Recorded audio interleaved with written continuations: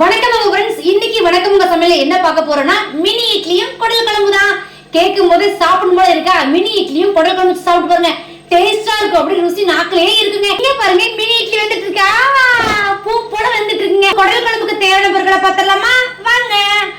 1/2 kilo குடல் எடுத்து வச்சிருக்கேன். சுடுதண்ணில மஞ்சளும் உப்பு போட்டு கழுவி வச்சிருக்கேன். சின்ன வெங்காயம் 2 கப்ல வச்சிருக்கேன். எது எதுக்கு நான் கண்டிப்பா உங்களுக்கு சொல்றேன். வரமல்லி, தக்காளி, எண்ணெய், இதுல என்னென்ன இருக்குன்றது நீங்க பாத்துக்கங்க. சோம்பு, பட்டை, 2 ஏலக்காய், ஜீரகம், கிராம்பு, குறுமிளகு வச்சிருக்கேன். தேங்காய் பால் எடுத்து வச்சிருக்கேன். தேங்காய் பால் எப்படி நான் சொல்றேன், இதுல தேங்காய் அரைக்கும் போது இதுல ஒரே ஒரு ஏலக்காய் போட்டுக்கேன். நான் எந்த குழம்பு செஞ்சாலும் சரி ஏலக்காய் போட்டு ஏலக்காய் கண்டிப்பா நான் உடம்புல எடுத்துக்குவேன். ஏலக்காய் உடம்புல ஏத்துக்கிறது ரொம்ப நல்லதுதான். பாருங்க, இஞ்சி பூண்டு பேஸ்ட் வந்து வீட்லயே நான் அரைச்சு வச்சிருக்கேன். புதினா இலை, கருவேப்பிலைங்க, இதுல வந்து தனித்தனியா கொத்து கொத்தா இருக்கா, இது இந்த கருவேப்பிலை தனியா வேணும். உதுவியா இருக்கா, இது தனியா வச்சிருக்கேன். அது எதுக்கு நான் உங்களுக்கு சொல்றேன். இது மட்டன் மசாலா, இது கரம் மசாலா, மஞ்சத்தூள், மிளகாத்தூள், கொத்தமல்லி தழை பின்னாடி இருக்கு. வரமிளகாய் எடுத்துட்டேங்க, அங்க வச்சுட்டேன், மறந்துட்டேன், சாரி. இப்ப பாத்துட்டீங்க அப்படின்னா குடல் குழம்பு செய்ய ஆரம்பிச்சிடலாமா? இருங்க, என்னடா வீட்டுக்குள்ள சமைக்கிறேன்னு சொல்லி கேக்குறீங்க. மழை வந்துட்டு இருக்கீங்க, வெளியே வந்து தோட்டத்துல சமைக்க முடியல. மினி இட்லி வந்துட்டு இருக்கீங்க, அது பாட்டுக்கு வந்துட்டு இருக்கட்டும். நம்ம பாத்துட்டீங்க அப்படின்னா குடல் குழம்பு செய்யணும் இல்லையா. இப்ப சட்டி சூடாயிருச்சு, நல்லெண்ணெய் ஊத்திக்கலாம். கொஞ்சோண்டு சின்ன வெங்காயம் போட்டுக்கலாம். ஒரே ஒரு ஸ்பூன் வந்து இஞ்சி பூண்டு பேஸ்ட் போட்டுக்கலாம். கருவேப்பிலை கொஞ்சம் போட்டுக்கலாம். சுத்தம் பண்ணி வச்சிருக்க குடலை வந்து போட்டுக்கலாம். அதுவும் மஞ்சத்தூள் உப்பு போட்டு தான் நீங்க கழுவணும். ஒவ்வொருத்தரும் ஒவ்வொரு விதமா செய்வாங்க. நான் எனக்கு தெரிஞ்ச ஸ்டைல நான் செய்யறேன். நான் செய்யறத ஒரு டைம் செஞ்சு பாருங்களேன், டேஸ்டா இருக்கும். இப்போ இதுல தண்ணி ஊத்திக்கலாம்.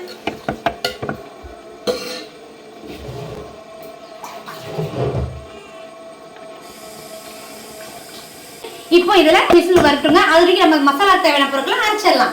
அதுக்கு முன்னாடி மினி இட்லி சூப்பரா வெந்துருச்சுங்க. இங்க பாருங்களேன், பூ போல இருக்குங்க. சரி, இதை நம்ம இறக்கி வச்சுட்டு மசாலாக்கு தேவையான பொருட்களை பார்த்தலாம். ஒரு சின்ன மசாலா அரைக்கணும், அது என்னன்றது பார்த்தலாம்.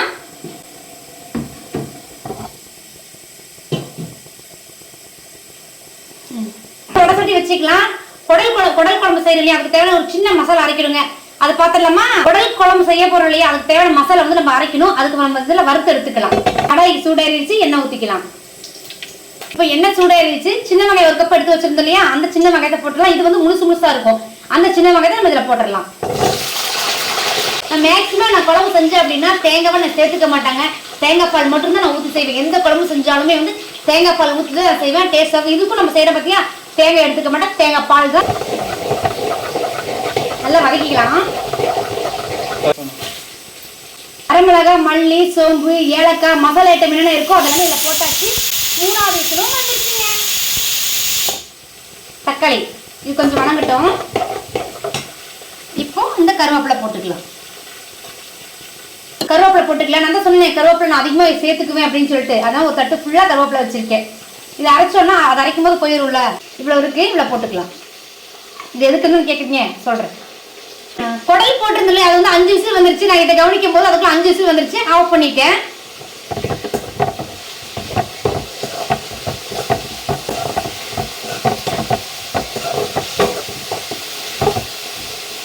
நான் என்னென்ன போட்டிருக்கணும் அதன்படி நீங்க போடுங்க. அதுக்கப்புறம் ஏதோ ஒரு சின்ன பொருள் விட்டாலும் டேஸ்ட் நல்லா இருக்கு. அக்கா இதை போட்டாங்க வரலாக்கா அப்படின்னு சொல்லிடுறீங்க.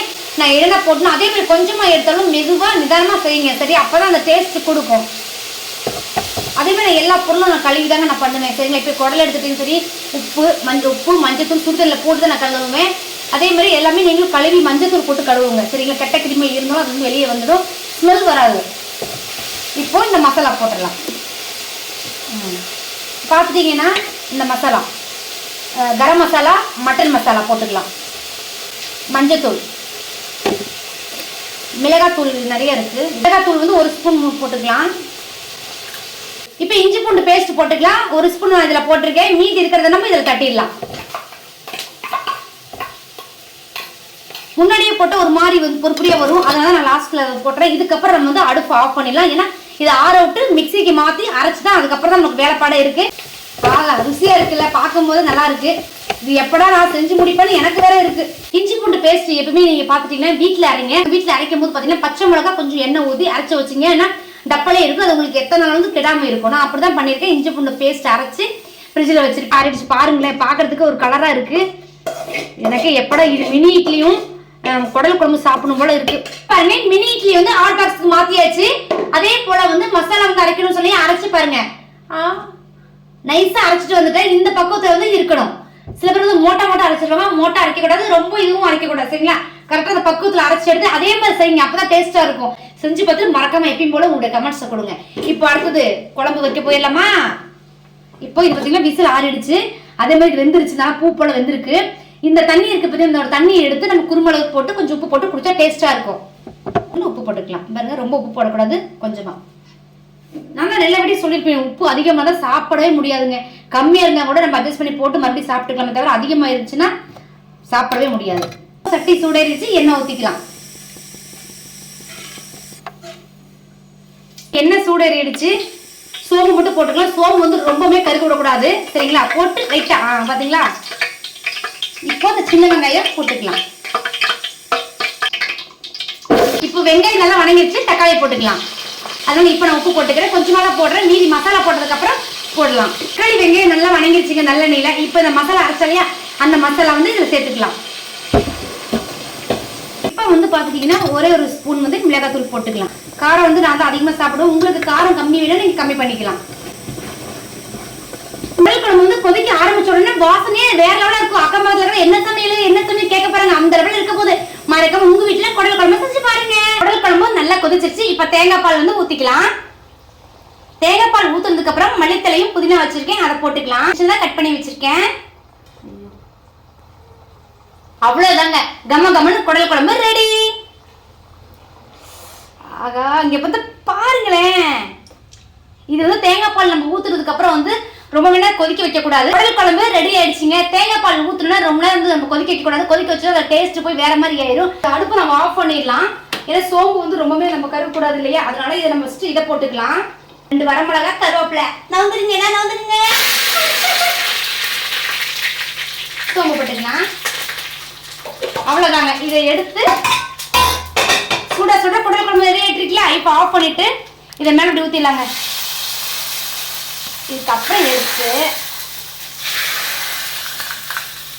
எப்பவுமே சோம்பு வந்து கருகவே கூடாதுங்க. நான் எப்பவும் சொல்றேன், சோம்பு கருகிடுச்சு அப்படின்னா டேஸ்ட் வேற மாதிரி ஆயிரும், கருகுன்னு ஆயிரும். அதனால எப்பயுமே வந்து சோம்பு இங்க காட்டு இந்த மாதிரி வரும்போது நீங்க எடுத்துருங்க. ஐயோ, வாசனை செம்மையா இருக்கு. இப்ப பாருங்களேன், சுட சுட குடல் குழம்பு ரெடி. இங்க பாருங்க, குடல் குழம்பு வாசனை அள்ளுதுங்க. எப்படி வந்திருக்குன்னு பாருங்களேன்.